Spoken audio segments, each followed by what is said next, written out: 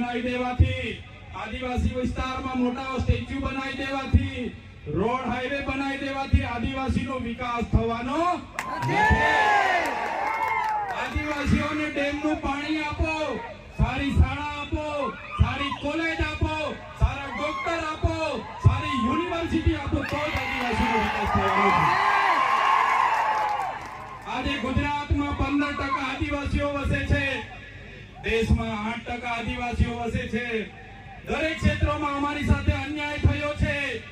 જે પણ સરકારો આવી માત્ર ને માત્ર મત બેંક તરીકે આદિવાસીનો ઉપયોગ કર્યો છે। આજે તમે કોર્ટમાં જજો, કોર્ટમાં જે જજો બેસે છે, આજે ગુજરાતમાં અમે 15% છે, તો 100 જજમાંથી 15 જજ આપણા હોવા જોઈએ કે નહીં હોવા જોઈએ? આઈએસ આઈપીએસ આપણા 15 હોવા જોઈએ કે નહીં હોવા જોઈએ? મામલતદાર, ટીડીઓ, કલેક્ટર અમારા 15 હોવા જોઈએ, તે આજે નથી। એ હવે આવનાર દિવસોમાં આદિવાસી સમાજે જાગવાનું છે। આટલી મોટી સિટીઓમાં રિયલ એસ્ટેટ બને છે, રિયલ એસ્ટેટના બિલ્ડરો કોણ છે? કેટલા આદિવાસીઓ રિયલ એસ્ટેટના બિલ્ડરો છે?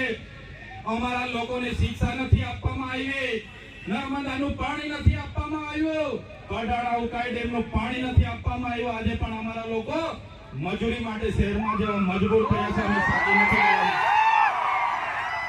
એટલા માટે જ અમે કહીએ છીએ આજના મંચ પરથી, જે રીતે નાગા લોકોનું નાગાલેન્ડ બન્યું, મરાઠાઓનું મહારાષ્ટ્ર બન્યું, ગુજરાતીઓનું ગુજરાત બન્યું, તેલુગુ લોકોનું તેલંગાણા બન્યું, તમિલ લોકોનું તમિલનાડુ બન્યું, એવી જ રીતે અમને ભીલોને અલગ ભીલ પ્રદેશનું 29મું રાજ્ય જોઈએ। જય ભીલ પ્રદેશ! ભીલ પ્રદેશ અમને 29મું રાજ્ય ભીલોને આબાગીત આપો, એની રાજધાની અમે કેવડિયા બનાવીને રહીશું। અમારી પાસે પાણી છે, વીજળી છે, કાકરાપાડ, નર્મદા, અમારી પાસે લિગ્નાઇટોની ખાણો છે રાજપાડીમાં, આમા ડુંગરમાં યુરેનિયમની ખાણો છે, છોટાઉદેપુરમાં રેતી નીકળે છે, જળ છે, જંગલ છે, જમીનો છે। અલગ રાજ્ય અમને આપી દો, અમે અમારા આદિવાસીઓનો વિકાસ કરી લઈશું। જે અમારો ભીલ પ્રદેશ હતો, દેશ આઝાદ થયા પછી આદિવાસીઓને વિભાજિત કરી દેવામાં આવ્યા છે। 13 જિલ્લાઓને મધ્યપ્રદેશ, 12 જિલ્લાઓને રાજસ્થાનમાં, 14 જિલ્લાઓને ગુજરાતમાં, અંબાજીથી ઉમરગામ સુધી, 10 જિલ્લાઓ નંદુરબાર, નાસિક, પાલઘર સુધીના મહારાષ્ટ્રમાં લઈ જવામાં આવ્યા છે। આજે પણ અમારો મહારાષ્ટ્ર, મધ્યપ્રદેશ અને રાજસ્થાન સાથે અમારી સંસ્કૃતિ સાથે છે, પરંપરા હરકી છે, રીત ભાષા હરકી છે। આજે પણ અમારો રોટી બેટીનો વ્યવહાર છે। આજે પણ અમે એમની સાથે સાથે રહીએ છીએ। આજે અમને ભીલ પ્રદેશની માંગ કરીએ છીએ। આજે તમે જોઈ લો, આ ભીલ પ્રદેશનું વિભાજન કરવામાં આવ્યું। આજે મધ્યપ્રદેશની કુલ વસ્તીના 21% મધ્યપ્રદેશમાં આદિવાસી વિસ્તારમાં છે, રાજસ્થાનમાં 13% છે, ગુજરાતમાં અંબાજીથી ઉમરગામ સુધી 15% આદિવાસીઓ છે, મહારાષ્ટ્રમાં 9.48% આદિવાસીઓ, ટોટલ 3.5 કરોડની વસ્તી થાય છે। અમને અલગ ભીલ પ્રદેશ આપો, અમે અલગ અમારો વિકાસ કરીશું। બંધારણમાં જોગવાઈ છે, આર્ટિકલ 3 તમે વાંચી લેજો। જે રીતના મહારાષ્ટ્રમાંથી ગુજરાત રાજ્ય બન્યું, આજે દેશ અને ગુજરાતનો વિકાસ થયો, પણ આદિવાસીઓનો વિકાસ નથી થયો।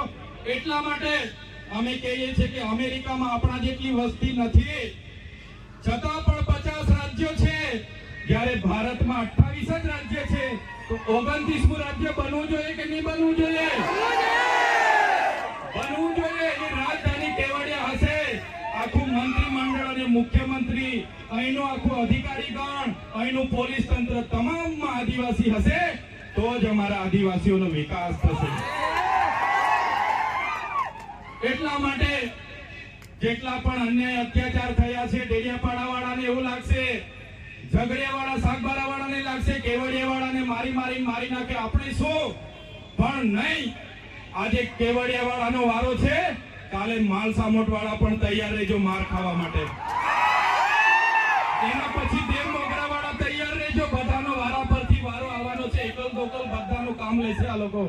એટલા માટે કેમ છો, કેવડિયા એકલું નથી, આપણે બધાએ 13 તારીખે કેવડિયા જઈને આપણી એકતા બતાવવાની છે, એમાં કોઈએ પાછી પાની કરવાની નથી. વિકાસની વાતો થાય છે અને આદિવાસીઓ સાથે અન્યાય થયા છે ત્યારે અમે ક્યારે સાકી નથી લેવાના.